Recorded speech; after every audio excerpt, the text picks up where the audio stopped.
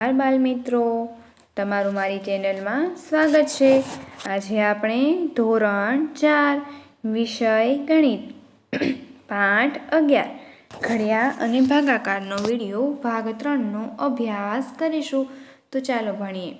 પાઠ 11 ઘડિયા અને ભાગાકાર, બરાબર। એમાં પાના નંબર છે 126 પર જોઈશું। દરિયાઈ છીપલા। શું છે દરિયાઈ છીપલા? ધ્રુવ દરિયાની નજીક રહે છે। તેણે પોતાના 3 મિત્રો માટે છીપલાની માળા બનાવવાનું વિચાર્યું। આપણે એમાં જોતા હોઈએ છીએ કે છીપલાના ઘણા ઘરેણાં જોવા મળે છે, એમ રીતે છીપલાની માળા પણ હોય છે। આખો દિવસ તેણે દરિયાઈ છીપલા શોધ્યા। સાંજ સુધીમાં તેણે 112 છીપલા ભેગા કર્યા। હવે તેની પાસે ઘણા બધા જુદા જુદા રંગના અને ચમકતા છીપલા છે। હવે એ ધ્રુવ વિચારે છે, હું એક માળા 28 છીપલામાંથી બનાવીશ। શું એટલા છીપલા પૂરતા છે મારા બધા મિત્રો માટે માળા બનાવવા? એની પાસે કેટલા છીપલા છે? 112 છીપલા છે। અને મિત્ર કેટલા છે? 3 મિત્ર છે। તો એ શું કહે છે કે એક માળા કેટલા છીપલામાંથી હું બનાવીશ? 28 છીપલામાંથી, બરાબર। તો હવે બધા મિત્ર માટે માળા બનાવવા છીપલા પૂરતા છે કે નથી તે જોઈશું, બરાબર। તો તેણે એક માળા માટે 28 છીપલા લીધા। કેટલા છીપલા લીધા? 28 છીપલા। તો હવે 112માંથી એક વખત 28 બાદ કર્યા તો કેટલા વધ્યા? 84 વધ્યા। 112માંથી 28 એટલે કે એક માળા બની ગઈ, 28 છીપલાની એક માળા બનાવી નાખી। તો હવે કેટલા વધ્યા? 84। હવે તેની પાસે 84 છીપલા છે। ફરીથી તેણે 28 છીપલાની બીજી માળા બનાવી, બરાબર। 28 છીપલા લીધા અને બીજી માળા બનાવી। હવે કેટલા છીપલા બાકી રહ્યા?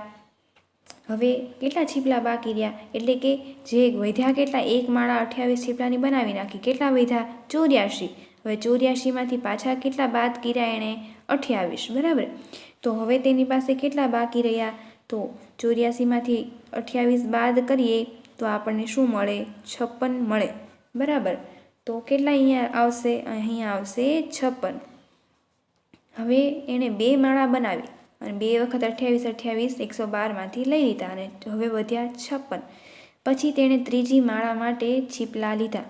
હવે તેણે ત્રીજી માળા માટે છીપલા લીધા તો હવે તેની પાસે કેટલા છીપલા બાકી રહ્યા હશે? તો હવે તેની પાસે 28 છીપલા બાકી રહ્યા હશે। ત્રીજી એના મિત્રો કેટલા હતા? 3, બરાબર। 3 માળા તો બની ગઈ 56 છીપલામાંથી, તો તે કેટલા છીપલા બાકી રહ્યા? 28 છીપલા તેની પાસે વધ્યા। કુલ 112 છીપલામાંથી કેટલી માળા બનાવી શકાશે? 28 છીપલાની કેટલી માળા બનાવી શકાય? 4, કેમ કે 28માંથી 3 વખત માળા બનાવી, બરાબર। તો 56 છીપલા વપરાણા અને તોય તે કેટલા છીપલા બાકી રહ્યા? 28। તો 28 છીપલાની માળા બને છે ને, તો 4 વખત માળા બનાવી શકાય। શું આટલા છીપલા તેના બધા મિત્રો માટે માળા બનાવવા પૂરતા છે? તો હા, આટલા છીપલા બધા મિત્રોની માળા બનાવવા માટે પૂરતા છે। હવે અહીં નીચે આપ્યું છે, પ્રયત્ન કરો। કનુએ એક માળા 17 છીપલામાંથી બનાવી। આવી બીજી કેટલી માળા તે 100 છીપલામાંથી બનાવી શકશે? એણે એક માળા તો બનાવી, કેટલા?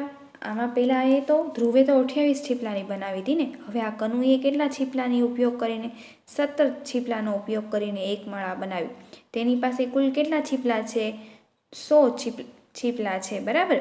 તો હવે તે કેટલી માળા બનાવી શકશે? તો આપણે જોઈએ। કનુએ એક માળા 17 છીપલામાંથી બનાવી। આવી બીજી કેટલી માળા તે 100 છીપલામાંથી બનાવી શકશે, બરાબર। તો આપણે ઘડિયા પ્રમાણે પણ જોઈ શકીએ। હવે 17 એકા 17, 17 દુ 34, 17 તેરી 51, 17 ચોક 68, 17 પંચા 85, 17 છગ 102। તો બરાબર 17 માળા એ 5 વખત થાય, બરાબર। તો 5 માળા બનાવી શકાય। 17 પંચા 85 એટલે 85 છીપલાનો ઉપયોગ થાય અને એમાંથી 5 માળા બનાવી શકાય। છઠ્ઠી માળા બનાવવી હોય ને તો એમાં બીજા 17 છીપલા જોઈએ, એટલે કે 102 છીપલા જોઈએ। પણ 102 છીપલા નથી, કેટલા છે? 100 છીપલા છે। તો 100માંથી આપણે 85 બાદ કરીએ તો કેટલા વધે? 15 છીપલા વધે.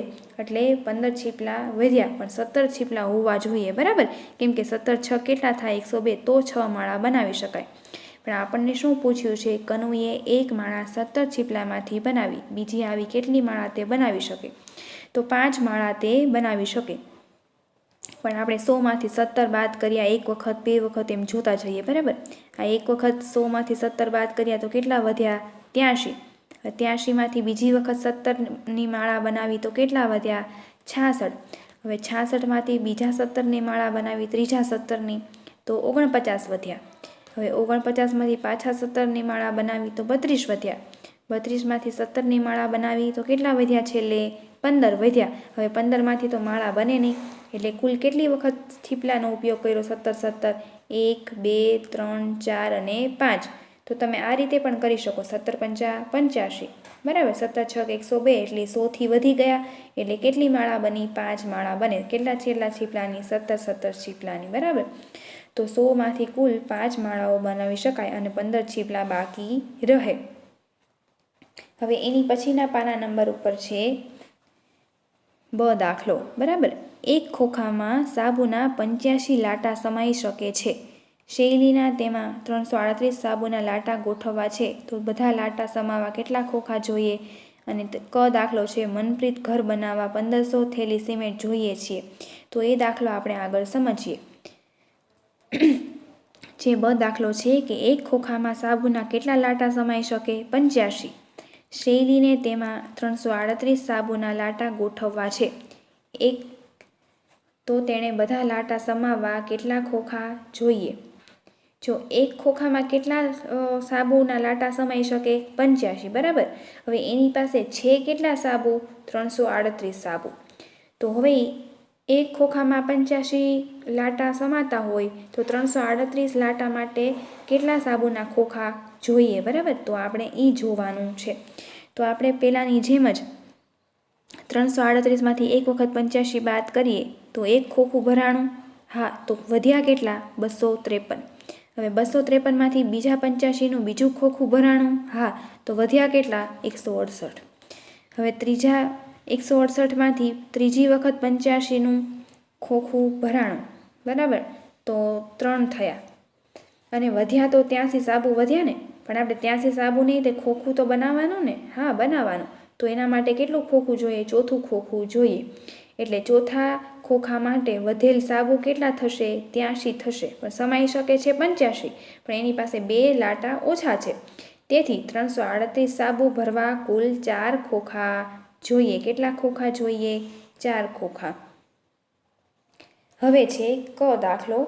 મનપ્રીતને ઘર બનાવવા 1500 થેલી સિમેન્ટ જોઈએ છીએ. એક ખટારામાં એક સાથે 250 થેલીઓ લઈ જાય છે. એક વખતમાં એક ખટારો કેટલી થેલી લઈ જાય છે? 250 થેલી સિમેન્ટની સમાઈ શકે છે. ફેરો કરે ને ત્યારે. તો ખટારાએ કેટલા ફેરા કરવા પડશે? તો હવે આપણે તે સમજીએ. મનપ્રીતને ઘર બનાવવા 1500 થેલીનો ઉપયોગ થાય છે અને તેણે એક ખટારો લીધો, બરાબર? તો કે 250 જ થેલીઓ તે એક વખતમાં ફેરામાં લઈ જઈ શકે. તો ખટારાએ કેટલા ફેરા કરવા પડે? તો કુલ સિમેન્ટની થેલીઓ કેટલી છે બાળ મિત્રો? 1500.